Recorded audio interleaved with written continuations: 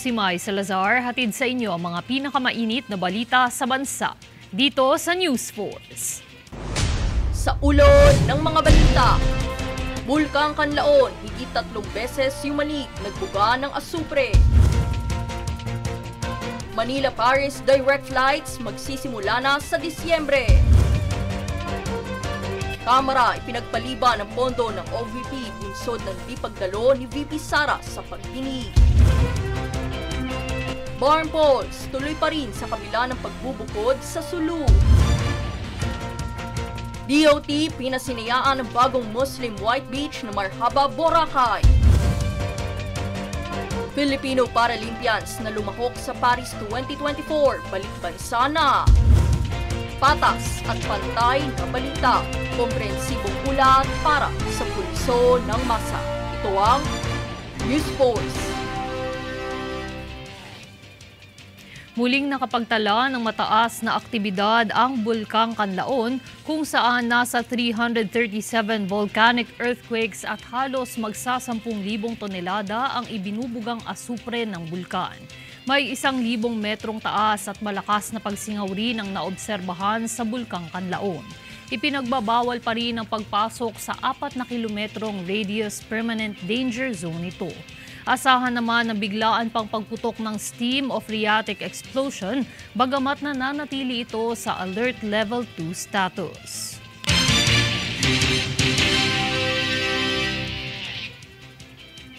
Alerto at handa ang Department of Social Welfare and Development o DSWD na rumesponde sakaling mag-alboroto ang Bulkang Kanlaon. Makibalita kay Daniza Lopez.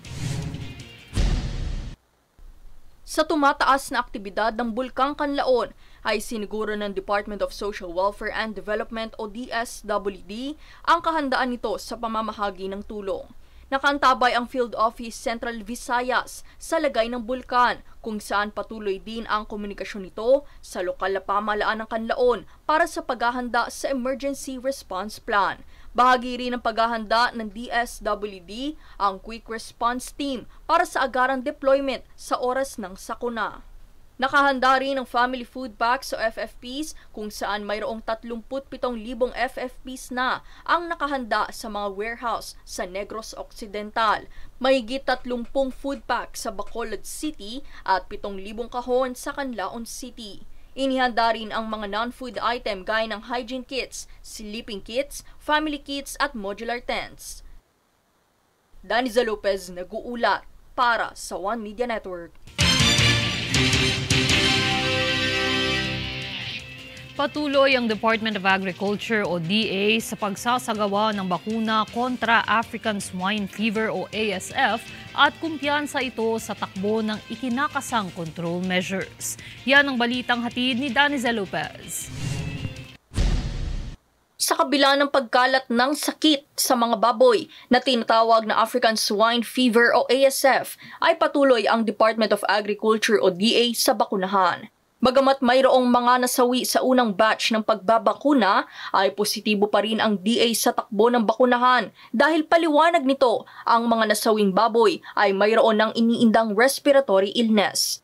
Depensa pa ni DA Assistant Secretary Dante Palabrica, ang pagkasawi ng 5 baboy ay hindi basehan para mapatunayan kung epektibo ba o hindi ang mga bakuna. Dagdag pa niya, ang obserbasyon sa mga ito ay dumadaan sa malawak at malalim na pagsusuri kung saan ibinanggit din ito ang kahalagahan ng biosecurity protocols para sa mga hog raiser nang sa gayon ay mabigyan ng proteksyon ang mga baboy. Kasalukuyan namang naghahanap pa ang DA ng supplier para sa karagdagang supply ng bakuna kontra ASF. Daniza Lopez nag-uulat para sa One Media Network. Off to City of Love. Para sa mga biyahero, good news dahil matapos ang 2 dekada, magsisimula ng muling mag-operate ng direktang flight ang Pilipinas patungong Paris sa darating na ika-8 ng Disyembre. Ito ang magandang balitang hatid ni French Ambassador in Manila, Marie Fontanel, kamakailan. Layo nito na palakasin ang palitan ng turismo hindi lamang sa Pilipinas at France, pati na rin ang European Union. Aarangkada ang operasyon ng direktang flights mula Manila hanggang Paris tuwing Martes, Huwebes at Linggo. Inaasahan na aabot sa 14 na oras ang biyahe papunta at pabalik.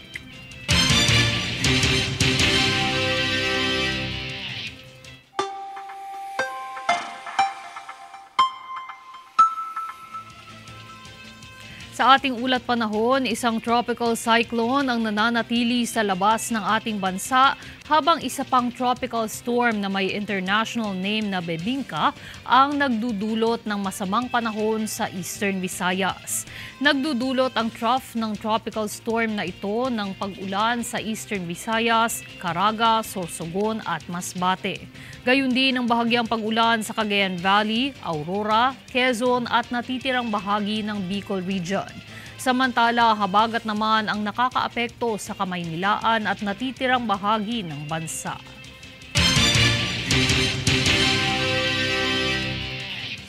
Susunod sa News Force. Panukalang batas para sa mas mainam na pabahay inaprubahan sa Kongreso.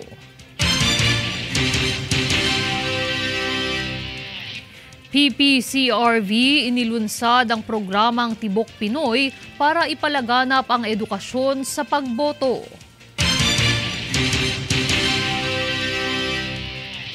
Kamara ipinagpaliban ng pondo ng OVP bunsod ng hindi pagdalo ni Vice President Sara sa pagdinig.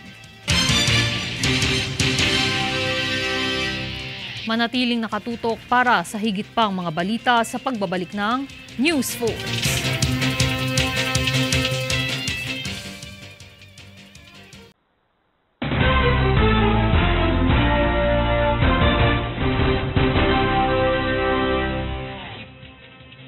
Pinuri ni Pangulong Ferdinand Bongbong Marcos Jr. ang Philippine National Police o PNP sa matagumpay na paghuli kay Pastor Apollo Kibuloy.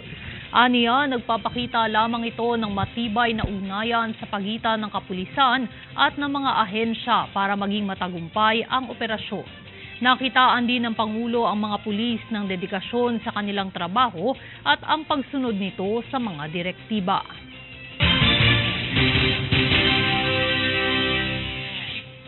Pagdinig sa budget ng OVP ipinagpaliban dahil sa hindi pagdalo ni Vice President Sara Duterte. Yan ang balitang hatid ni Jade Buhoy. Ipinagpaliban ng House Committee on Appropriations ang deliberasyon sa budget ng Office of the Vice President o OVP matapos hindi dumalo si VP Sara Duterte sa pangalawang budget hearing. Ang hindi pagdalo ni VP Sara sa nasabing pagdinig ay pinuna ni Manila Representative Bienvenido Abante Jr.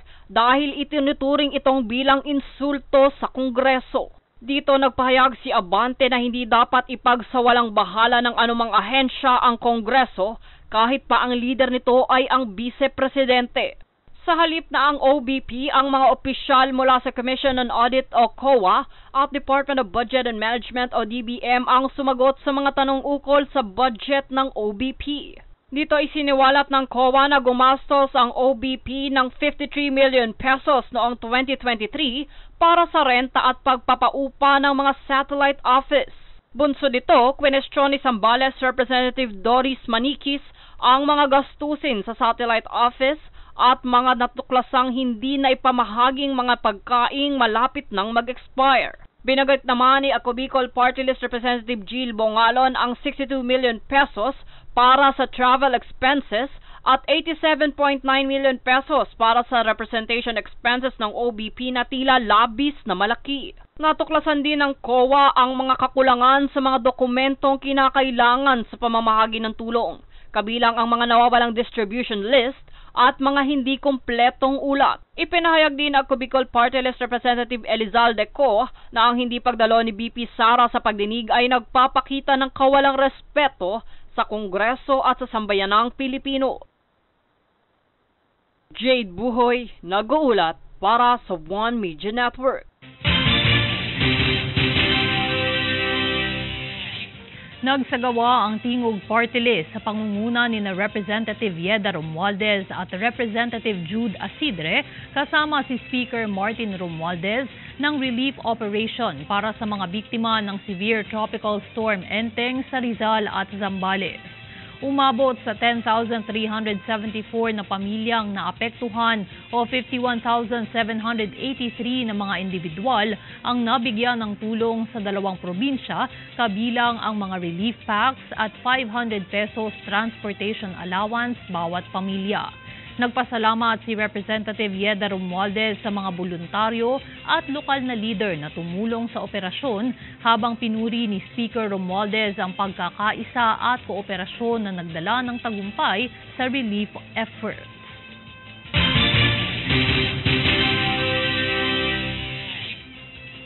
Inaprubahan na ang isang panukalang batas na nakakuha ng 178 na boto pabor at 3 boto kontra, walang abstention. Yan ang balitang hatid ni Jade Buhoy. Inaprubahan ng House of Representatives ang House Bill 10772 na layuning mapabuti ang pagbibigay ng socialized housing programs. Layunin ng nasabing House Bill ay magbigay ng abot-kayang pabahay at pangunahing serbisyo sa mga walang tirahan at may hirap na mamamayan sa mga urban centers at resettlement areas. Nais ng panukalang batas na mabawasan ang pagdevelop ng mga hindi natitirang resettlement sites dahil sa mga isyu ng accessibility, seguridad sa trabaho at pangunahing serbisyo. Ang nasabing panukala ay mag-aamyenda sa ilang seksyon ng Republic Act 7279, kilala rin bilang Urban Development and Housing Act of 1992. Ang mga reformasyon ay kasama ang karagdagang mga paraan ng land acquisition tulad ng direct purchase at unsolicited proposals para sa socialized housing. Kabilang rin dito ang incentivized compliance bilang paraan ng pagsunod sa balanced housing program. Jade Buhoy, nag-uulat para sa One Media Network. Ang pangunahing Disaster Response Unit ng Philippine Army na 525th Combat Engineer Forerunner Battalion at ang kanilang counterpart na Japan Ground Self-Defense Force ay nakiisa kamakailan sa isang Water Search and Rescue o WSAR training sa Taguig City. Sa gitna ng masamang panahon ay ipinagpatuloy ng Philippine Army at JGSDF ang nasabing aktibidad gamit ang HADR equipment na donasyon ng Japanese government noong taong 2021. Ayon sa Philippine Army, ang pagsasanay ay bahagi ng 4 na taong HADR Cooperation Project Framework ng Japan at Pilipinas na naglalayong pahusayin ang kakayahan ng dalawang puwersa upang epektibong tumugon sa iba't ibang uri ng kalamidad tulad ng pagsabog ng bulkan, tsunami, lindol at baha.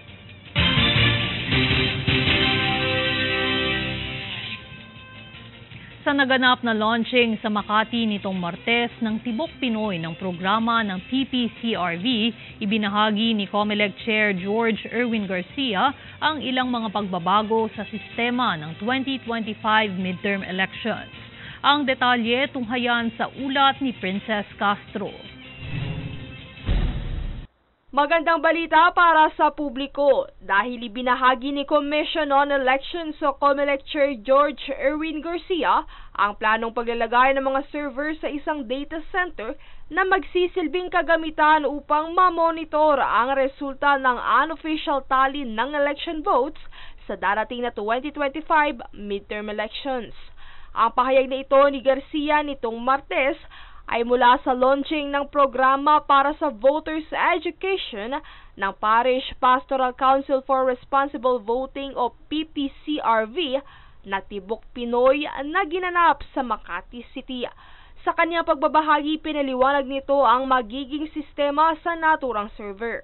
Ngayon po, lahat ng PPCRV, non-friend, majority party, minority party, and media will have their own servers provided free by the Commission on Elections and will be located in one data center na magkakatabi sila so that they can compare the results coming from one precinct in the entire country. Bukod dito ay binahagi rin ni Garcia na magkakaroon ng QR codes ang election returns bilang kapalit ng transparency server na siyang dating tumatanggap ng mga resulta electronically mula sa polling precinct patungong command center na pinamamahalaan ng PPCRV at kapisanan ng mga broadcaster ng Pilipinas.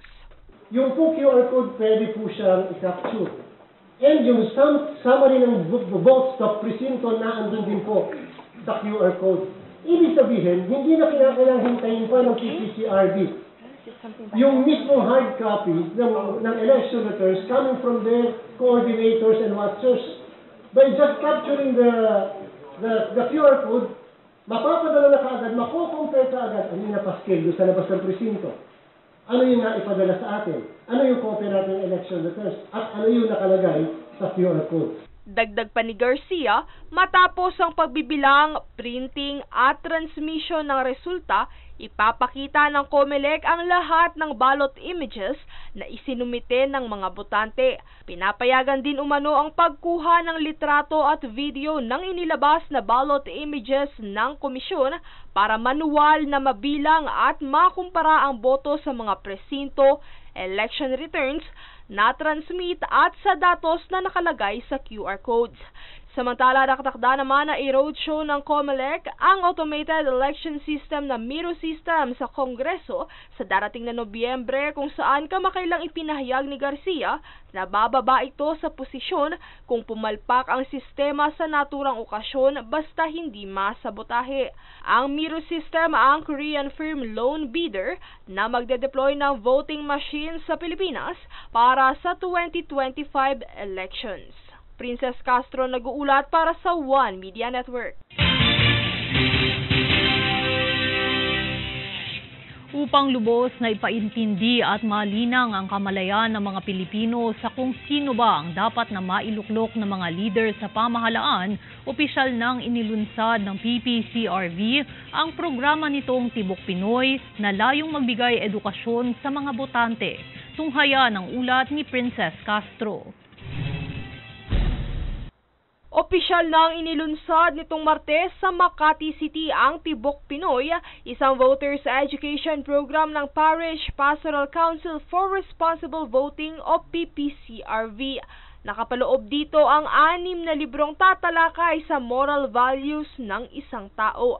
Ang mga edisyon ay hango sa mga disiplinang dapat taglayin ng isang huwarang Pilipino. Ito ay ang magalang, masipag, masunurin, matulungin, makabayan at ang mapanuri, kung saan tatalakayin dito ang mga netiquettes o digital etiquettes sa paggamit ng internet. Ang mga librong ito ay libre para sa lahat, kung saan maaari itong magamit bilang kagamitang panturo ng mga guro at volunteer teachers dahil taglay nito ang mga exercise na maaaring sagutan ng mga bata. Bukod sa mga libro, kabilang din sa programa ang mga podcast na layong hikayatin ang mga kabataan na makilahok sa pagboto at maging matalino sa pagpili ng mga botante sa pamamagitan ng paglinang ng kaisipan at pagkatao. Maaaring ma-access ang mga ito sa opisyal na website ng PPCRV na ppcrv.org o i-scan ang QR code na maaaring makita sa hard copy ng mga libro ng Tibok Pinoy. Ayon kay Ana de Villa Singson, head ng PPCRV Voters Education at National Media and Communications Committee, na isa sa mga nakakalungkot na kaganapan ay ang kawalan ng responsibilidad ng mga botante hinggil sa pagkilatis ng husto sa mga kandidato. Because parang people would choose ng candidates on the basis of name familiarity. Kung kilala yung tao or may kilala, padrino system, yun na lang ang pinipili. We need discernment. We need due diligence. Nagdo-due diligence tayo. Magsha-shopping tayo sa Shopee or sa Lazada. Nagdo-due diligence tayo, di ba? Chine-check muna natin ang iba't ibang suppliers, chine-check natin ang kanilang quality. Why can't we do due diligence for something as important as choosing the leaders of our country? That's what we're trying to teach here. You have to have values so that you have due diligence also into looking at whether the candidates have the very values that we're saying that ideal Filipinos should have. Kaya't sa pamamagitan ng inisyatibong ito ng PPCRV, pagtutuunan ng pansin ang paghubog sa karakter at saysay ng pagkatao ng isang individuo.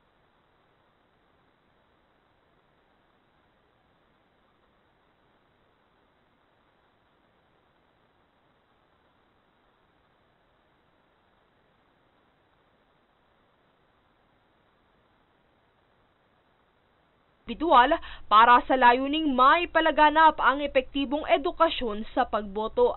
Kaugnay nito, binigyang diin din ni Henrietta De Villa, Chairperson Emeritus ng PPCRV, ang kahalagahan ng boto ng bawat isa. Equal dignity. Equal dignity. Taking a current example, ang halaga ng boto ni Carlos Yulo, pareho din ang halaga ng boto nung binatilyong pulubi sa Quiapo. Na ang ating bansa hindi uunlad kapag di magkaisa ang mga mamamayan. Na ang ating demokrasya di magiging ganap hanggang ang botanteng Pilipino ay di matutong bumoto ng wasto.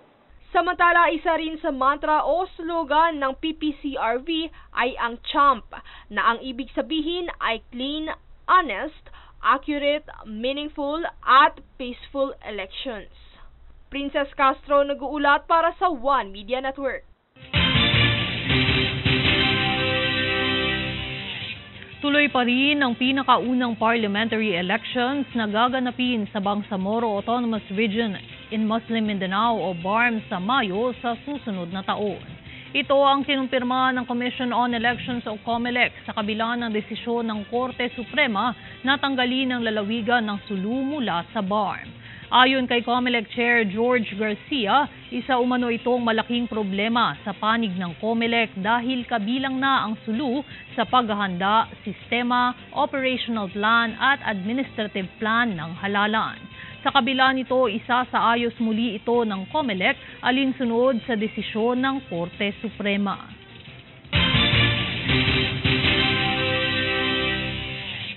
Susunod sa News Force. PCG nagsagawa ng relief operations sa mga lugar na apektado ng bagyong Enteng sa Antipolo, Rizal. DOT pinasinayaan ng bagong Muslim White Beach na Marhaba, Boracay.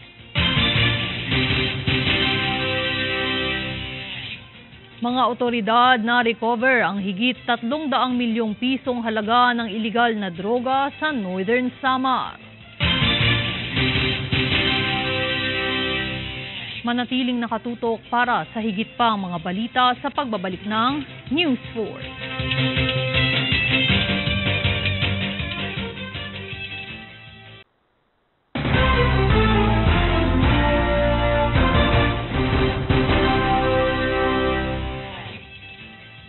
Nitong ika-10 ng Setyembre ay pinasinayaan ng Department of Tourism o DOT ang Special White Beach sa Boracay na inilaan para sa mga Muslim. Ayon sa DOT, tinatawag na Marhaba Boracay ang nasabing beach at matatagpuan ito sa Boracay New Coast area na nakaharap sa sikat na Lapus-Lapus Rock Formation at magiging bukas para sa mga pamilyang Muslim at biyahero.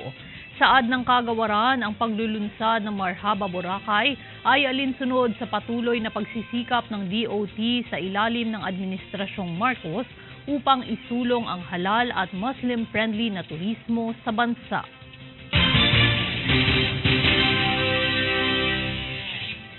Mula ika-7 hanggang ika-8 ng Setyembre ay nagsagawa ng relief operations ang Coast Guard Station Rizal, kaisa ang 124th Squadron ng Coast Guard Auxiliary District NCR Central Luzon sa mga barangay na naapektuhan ng Tropical Storm Enteng sa Antipolo, Rizal. Matagumpay na naipamahagi sa bawat pamilya ang nasa kabuuang 300 relief packages, kabilang ang food packs at laundry sets. Ayon sa PCG, layo ng aktibidad na tugunan ang mga agarang pangangailangan ng mga biktima ng bagyong Enteng sa ilalim ng temang Sagip Rizal, tulong sa mga kanayon.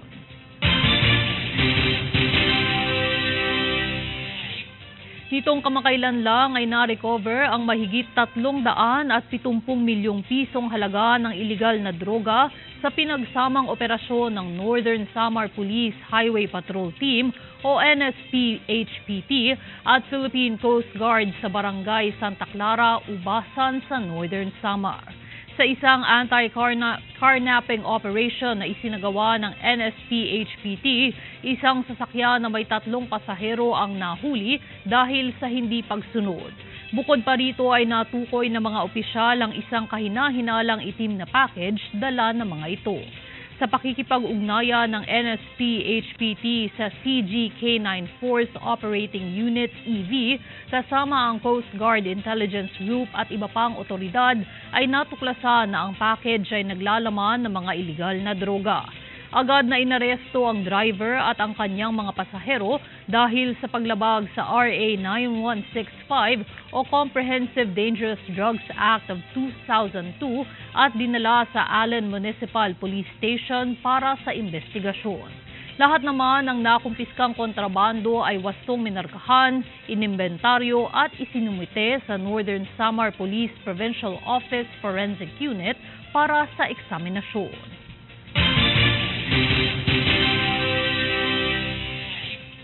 Nasamsam nitong kamakailan ang nasa 20,000 uncertified lead-acid batteries sa isang warehouse sa Barangay Manres, Quezon City.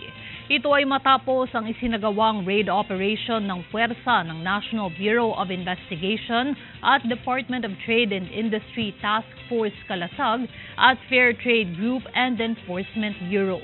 Bunsod nito ay agad naman na ipinasara ng pamahalaang lungsod ng Quezon ang warehouse dahil natuklasang lumabag ito sa Philippine Standard License and Import Commodity Clearance at iba pang marking requirements sa ilalim ng Republic Act 4109, Executive Order 133 of 1987 at Republic Act 7394 of 1992 o Consumer Act of the Philippines.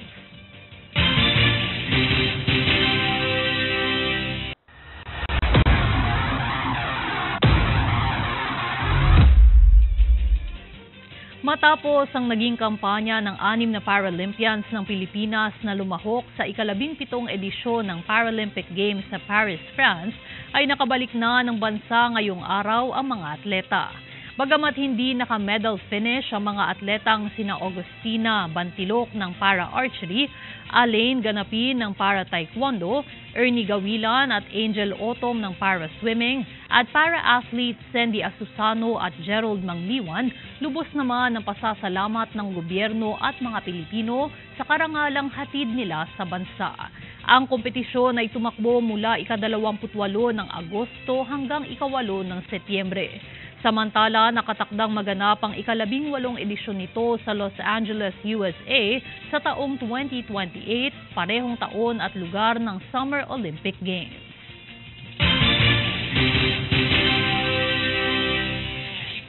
At narito ang recap ng mga nagbabagang balita ngayon. Sa ulo ng mga balita, Bulkang Kanlaon, higit 3 beses yumanig, nagbuga ng asupre. Manila-Paris direct flights magsisimula na sa Disyembre. Kamara ipinagpaliban ng pondo ng OVP bunsod ng di pagdalo ni VP Sara sa pagdinig. Barn polls tuloy pa rin sa kabila ng pagbubukod sa Sulu. DOT pinasinayaan ng bagong Muslim White Beach na Marhaba, Boracay. Filipino Paralympians na lumahok sa Paris 2024, balik bansa na. Patak at pantay na balita, komprehensibong ulat para sa pulso ng masa. Ito ang News Force. At yan ang pinakamainit na mga balita ngayong araw. Manatiling nakatutok sa aming mga ulat at updates sa aming Facebook page, facebook.com/OneMediaNetwork. Ako si Mai Salazar at ito ang News Force.